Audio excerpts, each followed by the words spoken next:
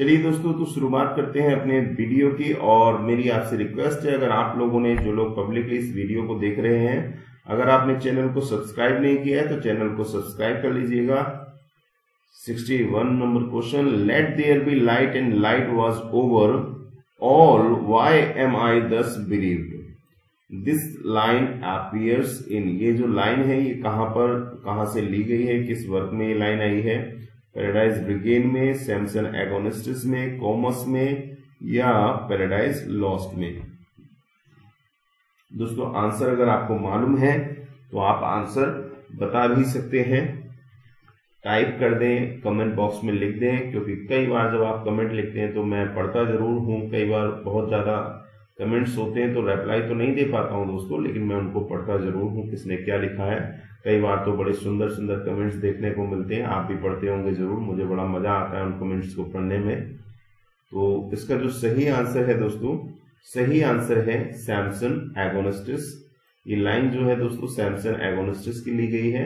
और यदि आपको कोटेशंस को लर्न करने में परेशानी हो रही है तो बिल्कुल भी परेशान मत होइएगा, जब मैं वीडियो बनाऊंगा तो ये कोटेशंस भी आपको मैं किसी न किसी माध्यम से लर्न करा दूंगा। अभी कोशिश ये कीजिए आप अपने लेवल से इनको लर्न कर लें। डेलिला अपीयर्स इन, डेलिला जो कैरेक्टर है मैंने आपको बताया था, डेलिला, मनोआ, हरप्पा, सैमसन, ये सभी सैमसन एगोनिस्टिस के कैरेक्टर हैं दोस्तों। आप चाहें तो उनकी प्रैक्टिस भी कर सकते हैं साथ में। O fall from what state of bliss into what वो, बहुत ही अच्छी लाइन है, बहुत ही सुंदर लाइन है। ओ फॉल, क्या गिरना है, फ्रॉम व्हाट स्टेट, उस अवस्था से, ऑफ ब्लिस, आनंद की, इनटू व्हाट वो, कितने घोर दुख में। तो where does this line appear, ये लाइन कहां से आई है? अगर आपको मीनिंग थोड़ा सा भी समझ में आया तो आप एकदम समझ गए होंगे लाइन कहां की है। Paradise Lost, Samson Agonistes, On His Blindness, Lycidas. तो ये लाइन दोस्तों पैराडाइज लॉस्ट की है। पैराडाइज लॉस्ट में ही फॉल ऑफ मैन हुआ है, उसी को कहा गया है दोस्तों। Solitude sometimes is the best society, ये कोटेशन मैं आपको पहले भी बता चुका हूं, मिल्टन के सबसे ज्यादा फेमस कोटेशंस में से एक कोटेशन है। Solitude sometimes is the best society, who said this statement. तो यहां पर राइटर पूछा है दोस्तों, तो राइटर आपको मालूम है मिल्टन।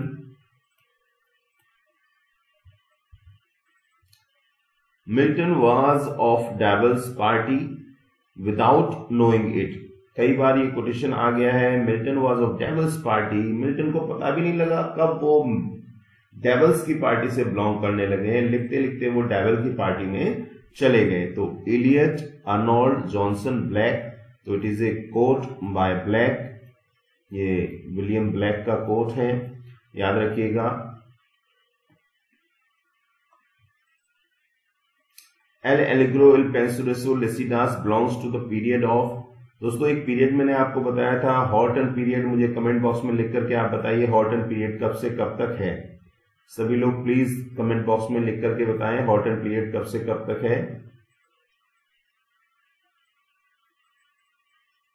एल एलिग्रो इल पेंसुरेसो लिसिडास कोमस आर्केड्स, ये सभी जो वर्क हैं दोस्तों ये हॉर्टन पीरियड के वर्क कहलाते हैं। और आप मुझे प्लीज लिख करके बताइए कमेंट बॉक्स में हॉर्टन पीरियड कब से कब तक है। तो इसका सही आंसर दोस्तों ए है। The third wife of Milton is, Milton की थर्ड वाइफ आपको मालूम है, पहली वाइफ मैरी पावेल, दूसरी वाइफ कैथरीन वुडकॉक और तीसरी वाइफ एलिजाबेथ मिंसुल।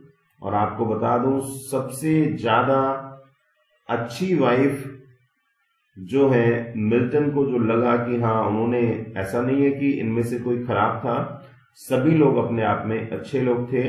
मैरी पावेल बहुत अच्छी थी, बाय नेचर बहुत अच्छी थी। कैथरीन वुडकॉक की सडन डेथ ने मिल्टन को थोड़ा परेशान किया। और लास्टली उनके एक फ्रेंड के रूप में उनकी लाइफ में जो आया व्यक्ति वो थी एलिजाबेथ मिंसुल, जो कि एज में उनसे लगभग 30 वर्ष छोटी थी। उसके बाद एज ए असिस्टेंट इन्होंने और एंड्रयू मार्वेल ने मिल्टन को असिस्ट किया है। और उसी दौरान मिल्टन ने इनसे मैरिज की। तो एलिजाबेथ मिन्सुल थर्ड वाइफ है इनकी, याद रखिएगा।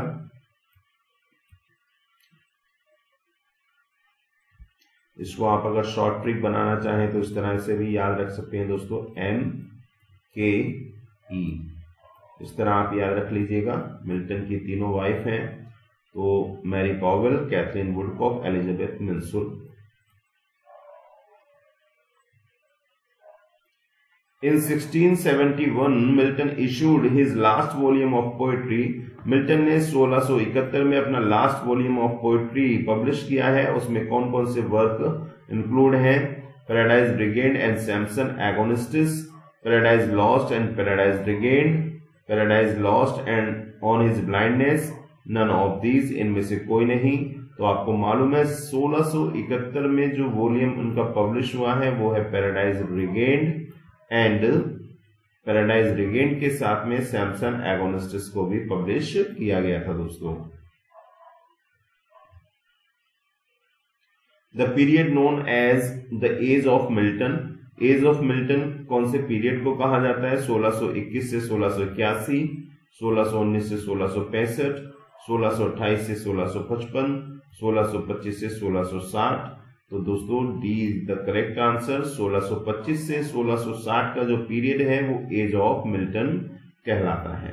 इंपॉर्टेंट क्वेश्चन है दोस्तों, ऐसे क्वेश्चन अक्सर पूछ लिए जाते हैं और शायद ये क्वेश्चन भी पहले पूछा जा चुका है।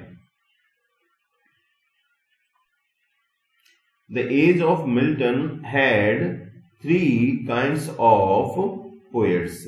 एज ऑफ मिल्टन यानी मिल्टन वाली एज में पीरियड ऑफ मिल्टन जो था उसमें 3 प्रकार के पोएट्स हुआ करते थे। कौन कौन से पोएट्स हुआ करते थे दोस्तों? मेटाफिजिकल, कैवलियर और प्यूरिटन। मेटाफिजिकल जैसे John Donne, cavalier poet Tim Camden, और प्यूरिटन जैसे Milton. The doctrine Christian cast doubt on the orthodoxy of. तो दोस्तों देखिए, मैंने ये क्वेश्चन आपको बताया था कि इसका सही आंसर क्या है। सही आंसर पैराडाइज लॉस्ट और पैराडाइज रिगेन्ड दोनों है दोस्तों। हाँ दोस्तों, एक कंक्लूजन पे मैं आपको जरूर स्पष्ट कर दूं, एक कंक्लूजन पे जरूर मैं पहुंचा हूं कि अगर आपसे ये दोनों दिए गए हों दोस्तों विकल्प, इसको मैंने खूब स्टडी किया, खूब इसको पढ़ा दोस्तों, तो एक्चुअली ये जीसस क्राइस्ट के बर्थ का अपोजिट है। तो ये जो अपना सिद्धांत इसमें दिया गया है, एक गॉड की जो कल्पना इसमें की गई है डी डॉक्ट्रिना क्रिस्टीना में, तो दोस्तों ये पैराडाइज रिगेन्ड में चूंकि इनकारनेशन ऑफ जीसस क्राइस्ट दिखाया गया है, तो पर्टिकुलरली अगर आ जाए, जैसे ये क्वेश्चन है इसमें दोनों ही आंसर में दे रखा है दोस्तों, तो दोस्तों इसका आंसर मेरे हिसाब से तो पैराडाइज रिगेन्ड होना चाहिए, क्योंकि जो भी मैंने पढ़ा, हालांकि दोनों के अपोजिट में है, ये दोनों पे कास्ट डाउट प्रकट करता है ये ऑर्थोडॉक्सी इनकी, लेकिन चूंकि ऑप्शन में दोनों दिए हुए हैं तब आप किसको सेलेक्ट करेंगे? तो दोस्तों मेरा जो मत है वो पैराडाइज रिगेन्ड के साथ जाता है।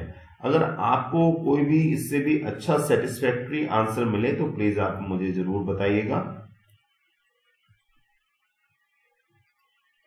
They also serve who only stand and wait, तो they also serve who only stand and wait is by, ये लाइन किसके द्वारा लिखी गई है? तो आपको मालूम है ये मिल्टन के ऑन हिज ब्लाइंडनेस की लाइन है, बहुत ही फेमस सोनेट है मिल्टन का, याद रखिएगा। तो उसी की ये लाइन है, they also serve who only stand and wait, वे भी ईश्वर की सच्ची सेवा करते हैं जो खड़े रहते हैं और अपने टर्न का, अपनी बारी का इंतजार करते हैं।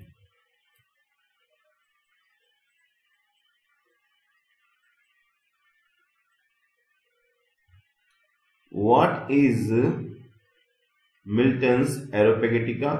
ए सोनेट।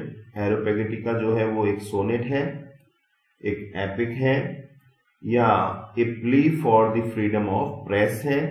तो दोस्तों मैं इसको कई बार आपको बता चुका हूं कि एरोपेगेटिका जो है वो फ्रीडम ऑफ प्रेस है, और जो लाइसेंसिंग एक्ट था 43 का 1643 का, उसके अगेंस्ट इसको इन्होंने 1644 में पब्लिश किया है, और ये एड्रेस था पार्लियामेंट को, क्योंकि इस लाइसेंसिंग एक्ट के द्वारा फ्रीडम ऑफ प्रेस को समाप्त कर दिया गया।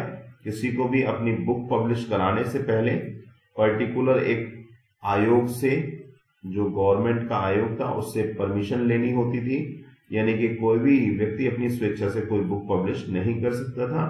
तो उसी के अगेंस्ट एक प्ली के रूप में इन्होंने इसको लिखा 1644 में एरोपैगेटिका को। और ये क्वेश्चन दोस्तों टीजीटी एग्जाम में पूछा भी जा चुका है, तो इसको जरूर याद रखिएगा, plea for the freedom of press. ये 2 बार ये क्वेश्चन पूछा गया है एग्जाम में टीजीटी के। Pym, Comden and Milton lived in the same age and had the same bent of mind. इन सभी का माइंड जो था वो एक जैसा था, एक ही धारा का था, यानी एक ही प्रकार के थॉट्स ये रखते थे। तो ये किस वर्ग से रिलेटेड है? कैवलियर वर्ग से रिलेटेड है, कैथोलिक हैं, या इनकी जो सोच थी वो सभी की प्यूरिटन थी। देख लिए इनमें कैवलियर, मैंने आपको बताया पिम और कैमडन जो है कैवलियर पोएट के रूप में भी है, लेकिन इनकी अगर धारा की बात करें, थॉट की बात करें, तो they were from their mind, with their mind belongs to puritan. तो ये तीनों ही प्यूरिटन हैं दोस्तों, याद रखिएगा। और मिल्टन के बारे में तो बायोग्राफी में मैंने आपको काफी बताया है कि मिल्टन के फादर और उनके फादर प्यूरिटन कैसे और कहां से, तो ये बायोग्राफी आप एक बार देख लेंगे तो आपको जरूर समझ में आ जाएगा।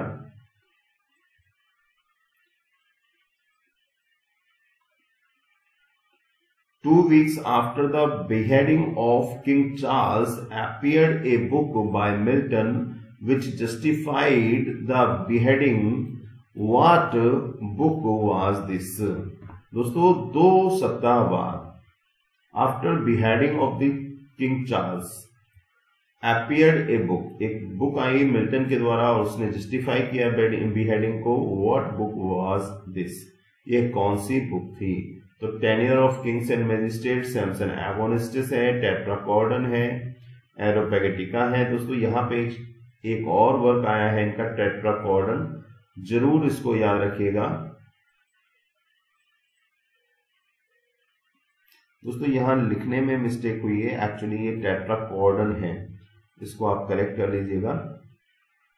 तो ये वर्क है, तो दोस्तों इसका सही आंसर जो है वो है C, tenure of kings and magistrates.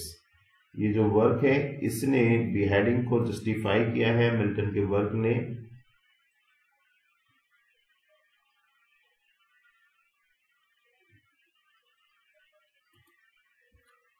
तो दोस्तों मुझे उम्मीद है कि ये सभी क्वेश्चंस आपको तैयार हो रहे होंगे, आप याद कर रहे होंगे, और चूंकि मैं इनको रिवाइज भी आपको करा रहा हूं तो मुझे थोड़ा बताते भी रहिए कि कितना पोर्शन आपको याद हो रहा है इन क्वेश्चंस का।